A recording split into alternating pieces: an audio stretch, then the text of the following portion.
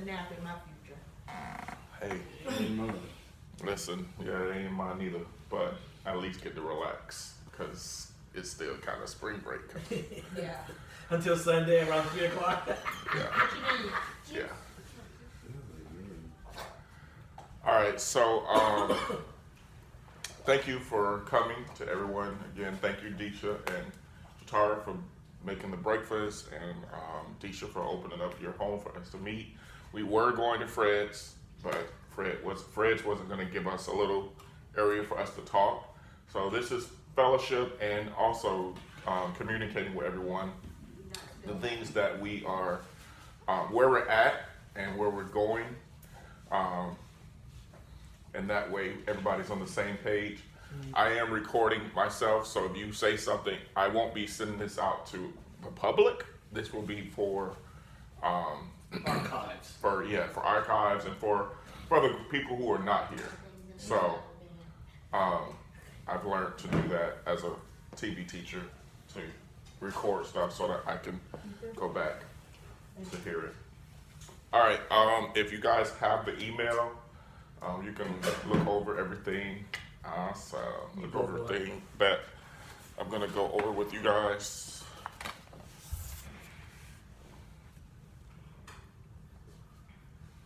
Thank God for Google Drive and app and slides and. Oh my God. All right, so I want to start off by sharing something that God gave me when it comes to Epic Church as a whole, and that was expansion. I don't know if you guys was there the day that Pastor Michael's birthday Sunday, and we celebrated Pastor Michael, and I wasn't even scheduled to be on the program at all, but God woke me up that morning and just gave me a word for Pastor Michael and for Epic Church, and one of those words was expansion. And I shared it with him, and I shared it with the current congregation that day. And then I think after that or before that, I know there was, and I wasn't even there at the conference. It was before at the conference, the Turtles. I always want to say Turtles. Pastor Jamie and Judy gave, that's pretty much the same word, in their own way. And we've all seen that. If you haven't, you might want to ask Pastor Michael if you can get a copy of that to see that. And then I met with Pastor Michael and shared some things with him about what I feel like God is doing with Epic. And one of those things, Haytel has a big part of it. And so during that time, I was talking with Deisha, and I was like, we need to have a meeting with the group and maybe fellowship, and so that way we could give a little direction. And we've been trying to do this for a while. I know we did it before after service one Sunday, and there was, of course, more people there because everybody was at church.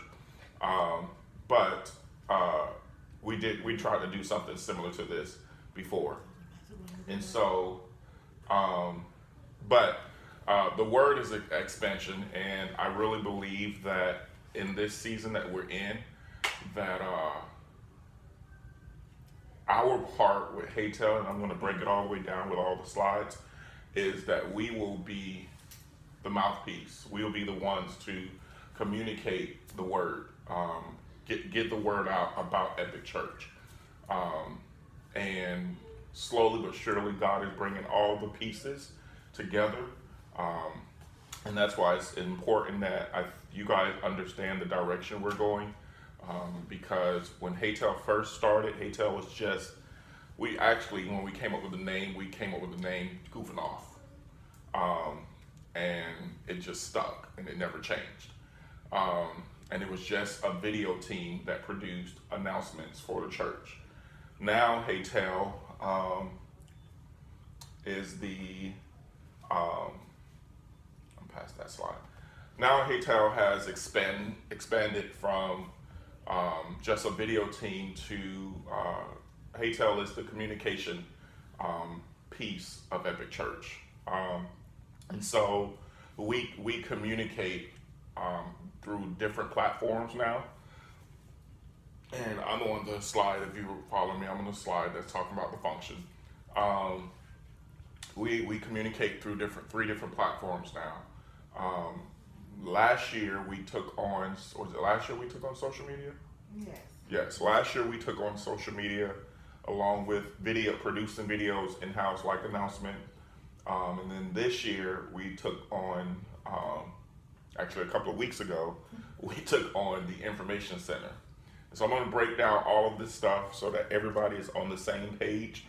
But when you see this, and as I go over this, just consider, where we're at and where we're going. So we're expanding, and we're expanding the kingdom. We're expanding Epic. We're getting the word out about Epic Church.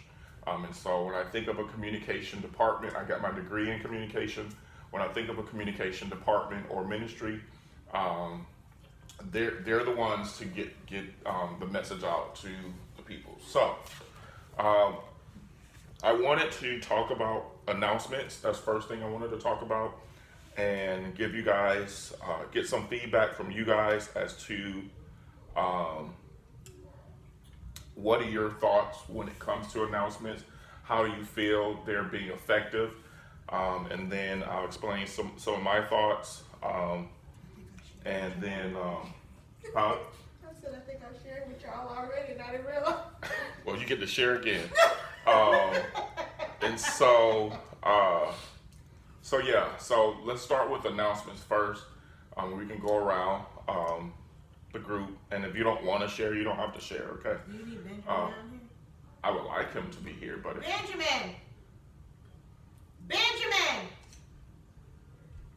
So glad you're not sharing that. yeah, this is for just us, and then for those who are not here. We're having a meeting, so come sit down. Yes, sir. He's like, man, I was having a good time. What you talk about? It's warm down here. Do you have plates up there? Are you still eating? Yes.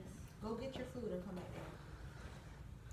All right, so Bill, would you like to share your thoughts when it comes to how you Sure. feel about announcements and where we're at and Yeah. quality and all that stuff? I'm very creative, so I'm always thinking creatively. And I think I've shared a little bit with you that when we're shooting announcements, I know we do it either in the green room or we do it in the lobby area. But I'm always thinking of a different viewpoint, visual viewpoint, a different perspective, a different take. Even going outside, which is a challenge because you have noises and you have all kinds of things happening in the atmosphere that we have no control over. And I would even love to see down the line doing creative stories that are away from the structure of the property. Where we're doing something either in Munn Park or Lake Mirror, where we're shooting something there. Even our commercials to have a different view, because like we've had this conversation, people kind of get into this mindset like, oh, here comes announcements, and even though they're watching, they're not tuned in, they're tuned out. Because I've heard people say, oh, I think it was last week, oh, I didn't know about that. I said, but it was in the announcement. Oh, it was? Yeah, it was in the announcements. Oh, I didn't know that. I thought, isn't that crazy? It was in the announcement, So. I've heard Okay. that too. Okay. Jamel? I guess pretty much the same thing he said. Announcements are fun to make. It's just getting people to listen.